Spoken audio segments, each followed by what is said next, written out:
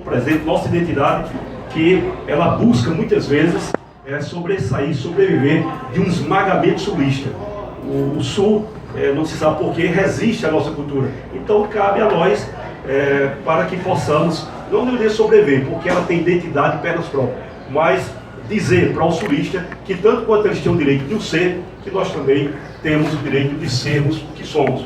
Nordestino, com a nossa fala, com o nosso linguajar, com os nossos traços culturais, e eu diria que se não fossem valorizados, ou se alguém não reconhecesse o valor que nós temos, essa magnânima festa, que pesa ela sofrer pela indústria cultural alguns aportes dados aos marketings políticos, mas a gente sabe que o número de turistas que recorre aqui a Campina Grande reconhece bem o valor que nós temos. Então cabe a nós sermos, cabe João Batista, esses idealizadores, esse entusiasta, escritora Maria Luísa, para que não nos calemos, nos pronunciemos, ainda que por impresso, mas devemos enaltecer nossa cultura. Gilberto, eu gostaria de saber, no início, quando vocês criaram a Sorac, qual era o principal objetivo? Logo no início, quando vocês começaram a criar mesmo o projeto. O projeto não, a associação, no caso. Ok, a associação, ela partiu, primeiro houve um conjunto de conversações, o meu grande irmão, o poeta Zé Lima, de visitações, de bate-papo fraternos em sua residência, começou o poeta a ter preocupação com uma questão da leitura dos jovens, com o advento da acessibilidade tecnológica, a informação, a internet, começou-se a perceber, e alguns históricos que foram postos à mesa, que nós estávamos perdendo a intimidade com a escrita propriamente, a escrita cursiva, e a leitura em si. Primeiro que é um contrassenso.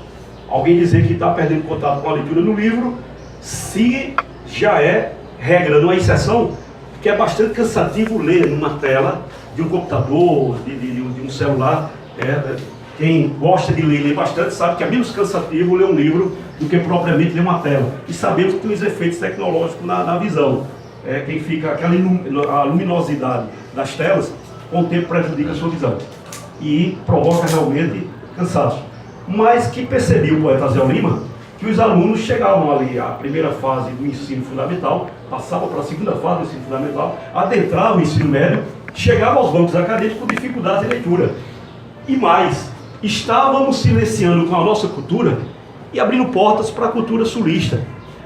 E que poderíamos criar um centro onde nós vivenciássemos o que é nosso. Além de incentivar a leitura, além de incentivar a cultura, pudéssemos reunir com a mesma linguagem, com os mesmos objetivos, mesmos intentos e vivenciar essa cultura.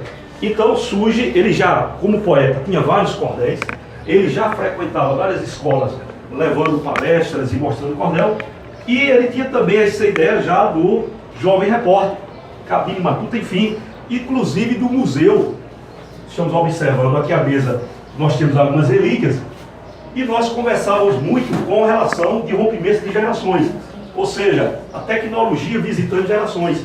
E o que era pretérito não tinha mais memória, não se via e não se colocava na memória dos alunos que estavam progredindo, absorvendo nova tecnologia. Por exemplo, o aluno que estava ligado ao seu celular jamais saberia, entenderia o que seria um Walkman, pegar uma fita básica, ou mesmo uma máquina de datilografia. Então veio a ideia de criar o Museu da Sorac. Então a Sorac, ela na verdade é um guarda-roupa, ela é um armário, ela é uma gaveta que reúne todos esses subprojetos. Museu, Jovem Repórter, Cordel na Escola, Palco Literário, foi um dos últimos produtos idealizados pelo poeta Zé Lima. Então todos eles estão atrelados à Associação Raízes da Cultura. O meu objetivo é esse, é vivenciar o que é nosso, praticar o que é nosso, para impedir, por preconceito ou por imposição, que nos silenciemos em nossa cultura e absorvamos uma cultura importada. Então esse é o principal objetivo.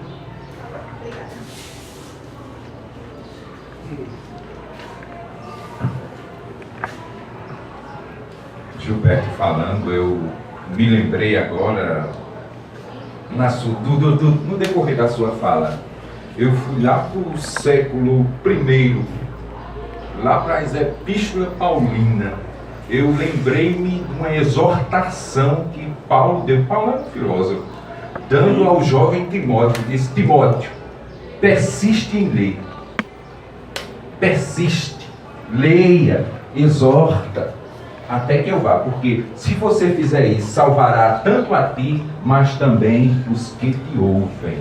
Então, a leitura, ela é importantíssima, ela é essencial na vida do ser humano. Aí tem um autor, Martins fala sobre 3 princípios básicos de leitura. Ele diz: o primeiro é o sensorial, o segundo é o emocional e o terceiro é o racional. Veja só, há 3 princípios. Então a leitura, ela é fundamental na vida do ser humano, até para o seu crescimento.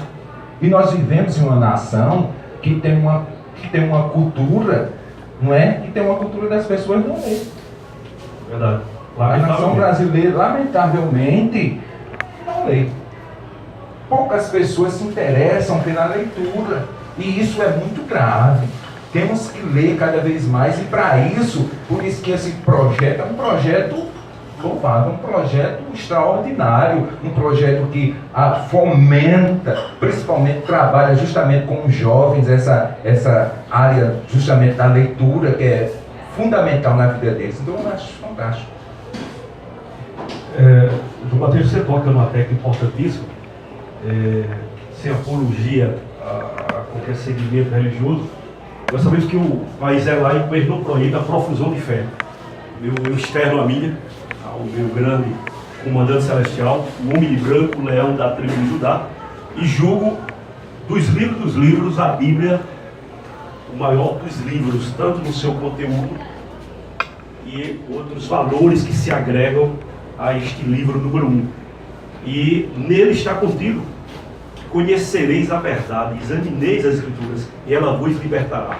Trazendo para o nosso mundo acadêmico, para o mundo social, a expressão que o João Batista colocou, ela te dá uma fortaleza espiritual, te dá um norte, um sentido, e te joga também numa posição social, numa ambiência de trabalho. Porque, botando como exemplo a nossa escritora, permita-me, Luísa, ela tem a idade de 14 aninhos, perdão, é uma realidade que está na exceção brasileira. Aí diz: não, mas muitos jovens estudam. Não, estudam ou frequentam a escola. Se estudam, não sei, mas frequentam a escola. Que escola? Que qualidade? Boa ou ruim? Mas ela frequenta a escola, absorve conhecimento e é escritora, está escrevendo. O próprio poeta Zé Lima, seu pai, chegou, como eu tive o privilégio de ler, ela orgulhosamente, e deve ser, e até lamentei quando ela veio dizer, com um aspecto meio chorosa, que havia perdido esse original, o caderninho que ela escrevia. Veja, não era digitalizado, era escrito, manuscrito, e eu reli vários capítulos. Mas veja, ela está finalizando o ensino fundamental. Mas a habilidade que ela tem para escrever, para ela transpor seu pensamento, colocá-lo impresso para que alguém leia, e são menores de poucos estudantes. Quer dizer, ela não só tem dados, ela passa a produzir conhecimento. Ela já produz um texto, ela produz uma obra. Então, isso passa exatamente por uma dessas artes, a arte de ler. Poderia eu dizer que não seria uma arte, a leitura seria algo comum, mas hoje não é, lamentavelmente. Aos leitores assíduos, aos leitores, seja pela questão motiva, sensorial, racional, ou seja pela espécie de texto que o atrai, são muitos poucos. Talvez sejam mais atraídos por gravuras. Há quem vai estudar e liga um computador na biblioteca e desvie-se numa página daquela e vá parar no YouTube da vida, começa a ver filme, programas, shows que o atraem, seja show gospel, show mundanos, mas a leitura, o texto em si, é como se ele provocasse o que dizíamos há pouco, um cansaço tremendo, e que o aluno ele se recusa. Mas eu adoto como exemplo